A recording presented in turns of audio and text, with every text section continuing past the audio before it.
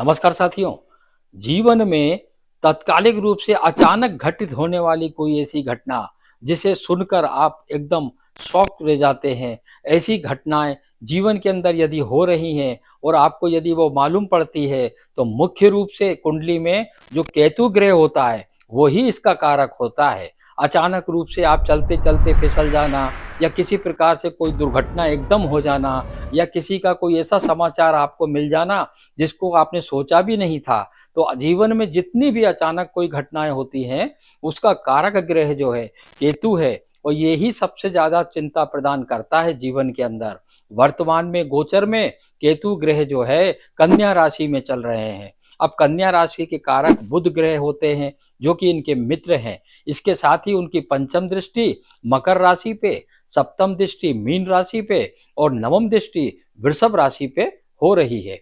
और इनका जो प्रभाव है पिछले 12 महीने से ये इसी राशि में है, कन्या में। एक कार्यकाल इनका जो होता है एक राशि पर 18 महीने का होता है। तो इस स्थिति में ये 18 मई 2025 को ये अपनी कन्या राशि से दूर होंगे। तब तक का जो प्रभाव है अभी आने वाले 6 महीने, उसमें ऐसी घटनाओं को कैसे रोकें तथा किसी प्रकार की कोई भी ऐसी जो दुखदायी घटना है वो हमारे जीवन में ना हो, उससे बचने के क्या उपाय हम करें, तो इसके लिए ही आज मैं आपको बताने जा रहा हूँ। केतु ग्रह एक छाया ग्रह होता है और इसका प्रभाव इतनी तीव्रता से होता है जिसे हम समझ भी नहीं पाते। अचानक चलते चलते किसी भी प्रकार की कोई घटना होना जीवन को पूरा का पूरा लाइन से वो प्रभावित कर देता है, और आने वाले समय में अत्यंत दुख और पीड़ाएं देने वाला यदि कोई ग्रह है तत्काल प्रभाव से, तो वो केतु ग्रह ही होता है।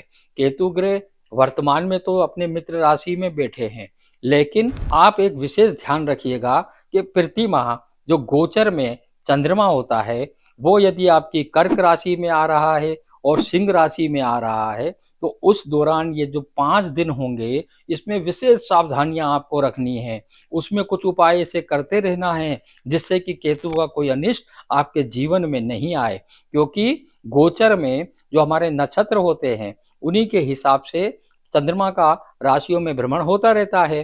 तो आपको पंचांग को भी बिल्कुल आपको जीवन में देखते रहना चाहिए। पंचांग के अंदर आप देखें कि आपका चंद्रमा कब आ रहा है, जो कर्क राशि में और सिंह राशि में। तो ऐसा आप पंचांग में पहले से ही देख लीजिएगा, क्योंकि इनको उपाय नहीं किए तो किसी प्रकार की कोई भी घटना जीवन में होती है तो उसके परिणाम बहुत बुरे होंगे। इसके लिए मुख्यतः उपाय होता है कि जो चितकबरे रंग का जो डाग होता है उसकी सेवा करनी है। उसे किसी भी प्रकार से आप बिस्कुट, रोटी या कई अन्य चीज खिला सकते हैं। इसी प्रकार से जो भूरे रंग का प्रयोग आप कम से कम करें। भूरे रंग की यदि चादरें आपने बेडशीट अगर बिछा रखी हैं तो उसे हटा दीजिएगा। यदि पर्दे लगा रखे हैं तो उन्हें हटा दीजिएगा। कारपेट भूरे रंग का होता है मुख्यतः, आप उससे भी दूर रहिएगा, क्योंकि ये सबको आपको बिछाने पे और घर में रखने से केतु का वास आपके घर में प्रबल होता है।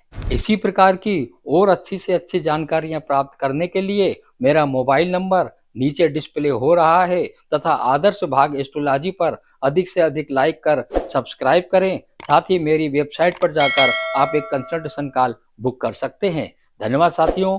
जय श्री सीताराम।